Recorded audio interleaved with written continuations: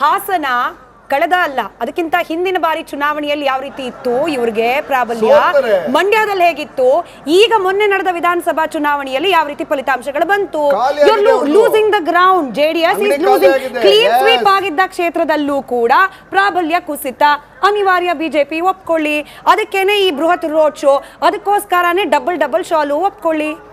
Madam ಹೌದು, ನಮಗೆ ಸ್ಪಷ್ಟತೆ ಇದೆ, ಗುರಿ ಇದೆ, 28ಕ್ಕೆ 28 ಕ್ಷೇತ್ರ ಗೆಲ್ಲಬೇಕು. ಹಾಗಾಗಿ ನಾವು ಚುನಾವಣಾ ಕಾರ್ಯತಂತ್ರಗಳು ಮಾಡ್ತಾ ಇದ್ದೀವಿ. ಈಗ ನೋಡಿ, ಇವರು ಬರೀ 5 ಗ್ಯಾರಂಟಿ ಮಾತ್ರ ಅಲ್ಲ, ಅದ್ರ ಜೊತೆಗೆ 5,000 ರೂಪಾಯಿ ಲೂಲು ಕಾರ್ಡ್ ಕೂಡ ಆಮಿಷಗೊಳಪಡಿಸಿ ಮತ ಪಡೆದು ಯಾವ್ದಾದ್ರು ಒಂದ್ ಬ್ರಾಂಡ್ ನೀವೇನೋ ಹೆಸರು ಹೇಳ್ಬಿಡ್ತೀರಿ, ಆಮೇಲೆ ಫೇಕ್ ನ್ಯೂಸ್ ಅಂತ ನಮ್ಮ ಮೇಲೆ ಕೇಸ್ ಆಗುತ್ತೆ. ಪರ್ಟಿಕ್ಯುಲರ್ ಏನೇನೋ ಇಟ್ಕೊಂಡು ಮಾತನಾಡಿ. ಮಾಧ್ಯಮದಲ್ಲಿ ಎಲ್ಲಾ ಮಾಧ್ಯಮದವರು ಬಿತ್ರ ಮಾಡಿದ್ರೆ ಗೊತ್ತಿರುವಂತದ್ದು ಫ್ಯಾಕ್ಟ್ ಇದು.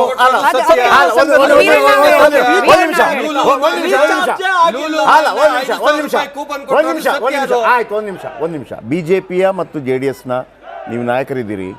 ಬಿಜೆಪಿಗೆ ಮತ್ತು ಜೆಡಿಎಸ್ಗೆ ವೋಟ್ ಹಾಕಿದವರು ಯಾರು ಕೂಡ ಶಕ್ತಿ ಯೋಜನೆ ಲಾಭ ಪಡ್ಕೊಂಡಿಲ್ವಾ? ಒಬ್ಬರಾದರೂ ಯಾರಾದರೂ ನಾವು ಬಿಜೆಪಿ ವೋಟ್ ಹಾಕಿದ್ದೀವಿ, ನಾವು ತಗೊಳ್ಳೋದಿಲ್ಲ ಅಂತ ಹೇಳಿದ್ರೆ ನಂಬರ್ 1. ಎರಡನೇದಾಗಿ ಫ್ರೀ ಕರೆಂಟ್ ಇದೆಯಲ್ಲ, ಯಾರಾದರೂ ನಾವು ತಗೊಂಡು ಆಮೇಲೆ ತಗೊಂಡ ನಂತರ ಅದನ್ನು ಬಿಟ್ಟಿ ಯೋಜನೆ ಅಂತ ಹೇಳೋದಿದ್ದರೆ ನಾನು ಬಿಟ್ಟಿ ಯೋಜನೆ ಅಂತ ಹೇಳೋದಕ್ಕೆ ತೀವ್ರ ವಿರೋಧ ವ್ಯಕ್ತಪಡಿಸ್ತೇನೆ. ಯಾಕಂತಂದರೆ ಅದನ್ನು ಎಲ್ಲರೂ ಮಾಡಬೇಕು. ಈಗ ನರೇಂದ್ರ ಮೋದಿಯವರು ರೈತರ ಅಕೌಂಟ್ಗಳಿಗೆ 2,000 ರೂಪಾಯಿ ಹಾಕ್ತಾರೆ. ಒಟ್ಟು ಎಷ್ಟು 6,000 ರೂಪಾಯಿ ಹಾಕ್ತಾರೆ. ಅದನ್ನು ಬಿಟ್ಟಿ ಅಂತ ಕರೆಯೋಣವಾ? ಅದನ್ನು ಬಿಟ್ಟಿ ಅಂತ ಕರೆಯೋಣವಾ? ಒಂದು ನಿಮಿಷ. ನೀವು ಕೊಟ್ಟರೆ ದೇವರು ಅವತರಿಸಿ ಬಂದು ಕೊಟ್ಟದ್ದು, ಉಳಿದ ಪಕ್ಷದವರು ಕೊಟ್ಟರೆ ಅದು ಬಿಟ್ಟಿ ಭಾಗ್ಯ. ಇಲ್ಲ ಅವರು ಕೊಡ್ತಾ ಇರ್ತಕ್ಕಂಥ ಈ ಪ್ರಮುಖವಾದಂತ 5 ಗ್ಯಾರಂಟಿಗಳಿದಾವಲ್ಲ, ಈ 5 ಗ್ಯಾರಂಟಿಗಳ ಬಗ್ಗೆ ನಮ್ಮ ತಕರಾರಿಲ್ಲ. ಆದ್ರೆ ಚುನಾವಣೆ ನಂತರ ಅದಕ್ಕೆ ಷರತ್ತುಗಳು ಅನ್ವಯ, ನಿಬಂಧನೆಗಳು ಅನ್ವಯ ಅನ್ನುವಂತ ಮಾತನ್ನ ಹೇಳಿ ಇವತ್ತು ನಿಜವಾದಂತ ಫಲಾನುಭವಿಗಳು ಎಷ್ಟು ಜನಕ್ಕೆ ಕೊಡಬೇಕಾಗಿತ್ತೋ ಅದನ್ನು ಕೊಡದೆ ಮೋಸ ಮಾಡ್ತಾ ಇದಾರಲ್ಲ, ಮಕ್ಮಲ್ ಟೋಪಿ ಹಾಕ್ತಾ ಇದಾರಲ್ಲ, ಅದನ್ನ ನಾವು ಪ್ರಶ್ನೆ ಮಾಡ್ತಾ ಇರ್ತಕ್ಕಂಥದ್ದು. ಆಯ್ತು ಸರ್, ಬರೋಣ. ಯಡಳ್ಳಿ ಅವರೇ, ಈ ತರ ಕ್ರೌಡ್ ಪುಲ್ಲಿಂಗ್ ರೋಡ್ ಶೋಗಳು, ಸಮಾವೇಶಗಳು ಇನ್ಮೇಲೆ ಕಾಮನ್, ಎಲ್ಲಾ ಪಕ್ಷದಿಂದನೂ ಆಗುತ್ತೆ. ಅವ್ರವ್ರ ಕೆಪಾಸಿಟಿಗೆ ಜನ ಸೇರಿಸ್ತಾರೆ, ಅದು ಬೇರೆ ಪ್ರಶ್ನೆ. ಆದ್ರೆ ಇಲ್ಲಿ ಸೇರೋ ಜನರೆಲ್ಲರೂ ಕೂಡ ಮತದಾರರೇನಾ, ಅಂದ್ರೆ ಮತ ಹಾಕೋರೇನಾ? ಇಲ್ಲಿ ಜಂಟಿಯಾಗಿ ಹೋರಾಟ ಮಾಡ್ತಿರೋರ್ಗೇನೆ ಈ ಕ್ರೌಡ್ ಮತದಾರರಾಗಿಯೂ ಕನ್ವರ್ಟ್ ಆಗೋ ಪಾಸಿಬಿಲಿಟೀಸ್ ಎಷ್ಟರ ಮಟ್ಟಿಗಿದೆ? ಹಿಂದಿನ ಚುನಾವಣೆಗಳನ್ನು ನೀವು ಗಮನಿಸಿದರೆ ಇಲ್ಲಿರ್ತಕ್ಕಂಥ ಸಮ್ಮೇಳನಕ್ಕೂ ಅಲ್ಲಿ ಸೇರಿದಂಥ ಜನಸಾಗರಕ್ಕೂ ಮತ್ತು ಅಲ್ಲಿ ಬಂದಿರತಕ್ಕಂಥ ಫಲಿತಾಂಶಕ್ಕೂ ಹಲವಾರು ವ್ಯತ್ಯಾಸಗಳಿದ್ದಾವೆ. ಕಳೆದ ಸಾರ್ತಿ ನೀವು ವಿಧಾನಸಭೆಯಲ್ಲಿ ನೋಡಿದರೆ ಎಲ್ಲೆಲ್ಲಿ ಮೋದಿಯವರು ಬಂದರೂ ಅಲ್ಲಿ ಎಲ್ಲ ಕಡೆಗೂ ಜನಸಾಗರ ತುಂಬಿ ತುಳುಕ್ತಾ ಇತ್ತು. ಆಯ್ತಾ, ಇವರೆಲ್ಲ ನಾಯಕರು ಅಲ್ಲಿ ಹೊರಗಡೆಗೆ ಫುಟ್ಪಾತಲ್ಲಿ ಕೈ ಕಟ್ಕೊಂಡು ನಿಂತ್ಕೊಂಡಿದ್ರು. ಆಯ್ತಾ, ಇದೆಲ್ಲವನ್ನು ನಾವು ಗಮನಿಸಿದಾಗ ಏನು ಓಟಿನ ಫಲ ಅದ್ಭುತವಾಗಿ ಬರುತ್ತೆ ಅಂತ ಅಂದ್ಕೊಂಡಾಗೂ ಸಹಿತ ಎಲ್ಲವೂ ಸಹಿತ ಉಲ್ಟಾ ಆಗಿತ್ತು. ಆದ್ದರಿಂದ ನೀವು ಮತದಾನಕ್ಕೂ ಮತ್ತು ಸಮಾವೇಶಕ್ಕೂ ನಾವು ಹೋಲಿಕೆ ಮಾಡೋದು ನಮ್ಮ ಇತಿಹಾಸವನ್ನು ಕೆಣಕಿದಾಗ ಒಂದಕ್ಕೊಂದು ಹೋಲಿಕೆಗಳು ಆಗೋದಿಲ್ಲ. ಸೊ ಆದ್ದರಿಂದ ಅಮಿತ್ ಶಾ ಅವರು ಇವತ್ತು ಬಂದಿರೋದು ಬಹಳ ಮೂಲಭೂತ ಉದ್ದೇಶ ಅನ್ನೋದು ನಿಮ್ಗೆ ಗೊತ್ತಿದೆ. ಏನು ಉದ್ದೇಶ ಅವ್ರದ್ದು ಈಗಾಗಲೇ ಒಂದು ಘೋಷಣೆ ಹಾಕಿದ್ದಾರೆ, ಏನು ತೋಡೋ ವರ್ಸಸ್ ಜೋಡೋ ಅಂತ. ಈಗ ಅವ್ರನ್ನ ಯಾರನ್ನು ಜೋಡ್ಸಕ್ಕೆ ಬಂದಾರೆ ಅಂತಂದರೆ ಅವ್ರ ಪಕ್ಷದಲ್ಲಿರ್ತಕ್ಕಂಥ ಅಸಮಾಧಾನರಾಗಿರ್ತಕ್ಕಂಥವ್ರನ್ನ, ಅವ್ರ ಪಕ್ಷದಲ್ಲಿರ್ತಕ್ಕಂಥ ಒಳಬಂಡಾಯಕಾರರನ್ನ ಅವರೆಲ್ಲರನ್ನು ಕರೆದು ಅವರನ್ನ ಜೋಡೋ ಮಾಡಲಿಕ್ಕೆ ಬಂದಿದ್ದಾರೆ. ಮೊದಲು ಬೆಳಗ್ಗೆ ಕೆಲಸ ಮಾಡ್ತಾ ಇದ್ದಾರೆ. ಕಾಂಗ್ರೆಸ್ ಅವ್ರಿಗೆ ಏನು 28 ಜನ ಏನೋ ಒಂದು ಕೈ ಹಿಡ್ಕೊಂಡು ಹೋಗ್ಬಿಟ್ರ? ಕಾಂಗ್ರೆಸ್ ಅಲ್ಲೂ ಇದೆ, 11 ಕ್ಷೇತ್ರ ಇದೆ ಈಗಲೂ ಕೂಡ. ಈಗ ನಾವು ಮಾತಾಡ್ತಾ ಇರೋದು ಅಮಿತ್ ಶಾ ಅವರು ಬಂದಿರೋದು ಅವ್ರ ಬಗ್ಗೆ ಮಾತಾಡ್ತಾ ಇದ್ದೀವಿ. ಕಾಂಗ್ರೆಸ್ ಅವರು ಬಂದಾಗ ಅವ್ರ ಬಗ್ಗೆನೂ ಹೇಳೋಣ ಅಂತ. ಇವಾಗ ಅವ್ರು ಬಂದಿರೋ ಉದ್ದೇಶ ಇಲ್ಲಿ ತೋಡೋಗಳು ಏನೇನಾಗಿದೆ ಅವನ್ನೆಲ್ಲ ಜೋಡೋ ಮಾಡಬೇಕು ಅಂತ ಬಂದಿದ್ದಾರೆ, ಮನಸ್ತಾಪಗಳನ್ನ ಶಮನ ಮಾಡಬೇಕು. ಆಮೇಲೆ ಇವತ್ತು ಅವ್ರ ಭಾಷಣವನ್ನ ನೀವು ಕೇಳಿರಬಹುದು. ಪುಂಖಾನುಪುಂಖವಾಗಿ ಭರವಸೆಗಳನ್ನ, ಪುಂಖಾನುಪುಂಖವಾಗಿ ಆರೋಪಗಳನ್ನ, ಪುಂಖಾನುಪುಂಖವಾಗಿ ಸುಳ್ಳುಗಳನ್ನ ಹೇಳ್ತಾ ಬಂದ್ರು.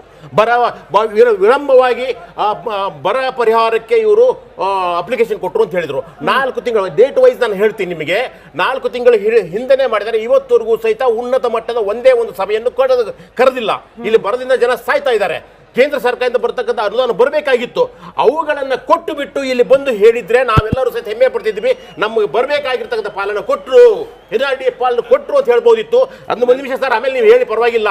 ಆದ್ದರಿಂದ ಮೊದಲನೇದಾಗಿ ಅಮಿತ್ ಶಾ ಅವರು ಹೇಳಬೇಕಾಗಿರೋದು ಕರ್ನಾಟಕಕ್ಕೆ ನ್ಯಾಯಬದ್ಧವಾಗಿ ಬರ್ತಕ್ಕಂಥ ಯಾವ್ಯಾವ ಪರಿಹಾರಗಳಿದ್ದಾವೋ ಅವುಗಳನ್ನ ಕೊಡಿ ಸ್ವಾಮಿ. ಕೊಟ್ಟುಬಿಟ್ಟು ಇಲ್ಲಿ ಬಂದು ಹಕ್ಕಿನಿಂದ ಕೇಳಿ ನನಗೆ ನಾವು ಇಷ್ಟೆಲ್ಲ ಕೊಟ್ಟಿದ್ದೇವೆ ಕರ್ನಾಟಕಕ್ಕೆ, ನನಗೆ ಮತವನ್ನು ಕೊಡಿ, ನಮ್ಮನ್ನ ಆರಿಸಿಕೊಂಡು ಬನ್ನಿ. ಸಂಬಂಧಪಟ್ಟಂತೆ ರಾಜ್ಯ ಸರ್ಕಾರದ ವೈಫಲ್ಯಗಳನ್ನು ತಾವು ದಯವಿಟ್ಟು ಪಟ್ಟಿ ಮಾಡಿ. ಅಲ್ಲ, ನೀವು ಅದನ್ನು ಪಟ್ಟಿ ಮಾಡಿ.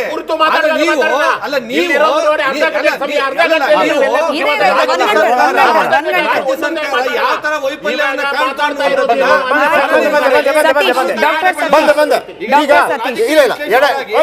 ಎರಡೂ ಮಗ್ಗಲಲ್ಲಿ ನೀವು ಮಾತಾಡ್ಬೇಕು. ನಾನು ಎರಡು ಕೇಳ್ತೀನಿ. ಕಾಂಗ್ರೆಸ್ಸಿನ ವಕ್ತಾರರಾಗಿ ಮಾತಾಡಿದ್ರೆ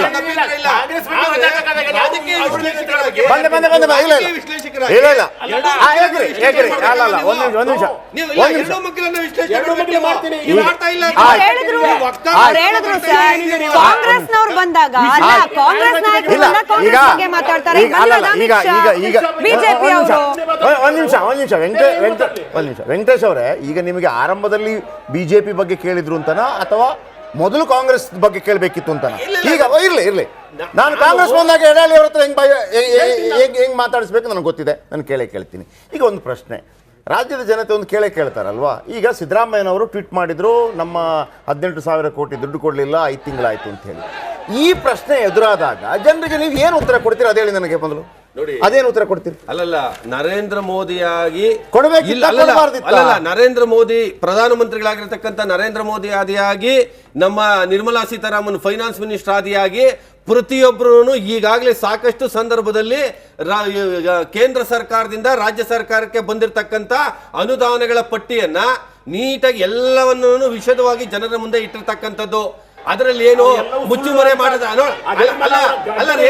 ಈಗ ಒಂದ್ ನಿಮಿಷ, ನೀವೊಬ್ಬ ರಾಜಕೀಯ ವಿಶ್ಲೇಷಕರಾಗಿ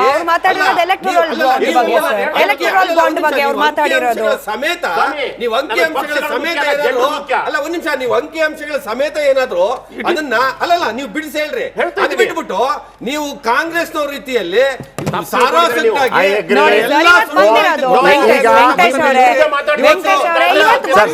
ಅಮಿತ್ ಶಾ ರ್ಯಾಲಿ ವಿಶ್ಲೇಷಣೆ ಮಾಡ್ತಿರೋದು ಅಮಿತ್ ಶಾ ಅವರೇ.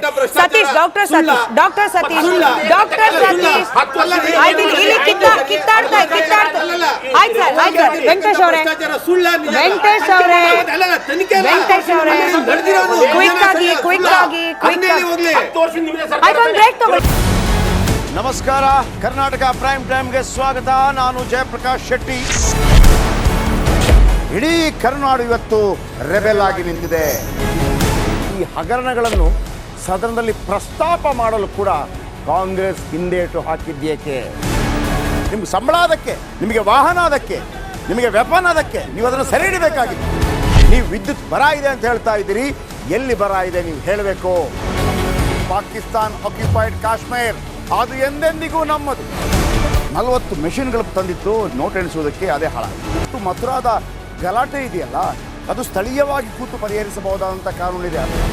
ಗ್ಯಾರಂಟಿ ಯೋಜನೆಯಿಂದ ನಷ್ಟ ಆಗಿದೆ, ಲಾಭ ಆಗಿದೆ, ದಯವಿಟ್ಟು ಹೇಳಿ. Dawood Ibrahim most wanted criminal ಯಾವಾಗಾದ ಅಂದರೆ ಇಲ್ಲಿ ತನಕ ಭಾರತ ದೇಶದಲ್ಲಿ ಓರ್ವ ದಲಿತ ಪ್ರಧಾನಿಯಾದಂಥ ಇತಿಹಾಸವೇ ಇಲ್ಲ. ರಿಪಬ್ಲಿಕ್ ವರ್ಲ್ಡ್ ಆಪ್ ಇದು ಕೇವಲ ಅಪ್ಲಿಕೇಶನ್ ಅಲ್ಲ, ಸಮಗ್ರ ಸುದ್ದಿಗಳ ಸಂಪರ್ಕ ಮಾರ್ಗಕ್ಕೆ ಕ್ರಾಂತಿಕಾರಿ ಬದಲಾವಣೆ.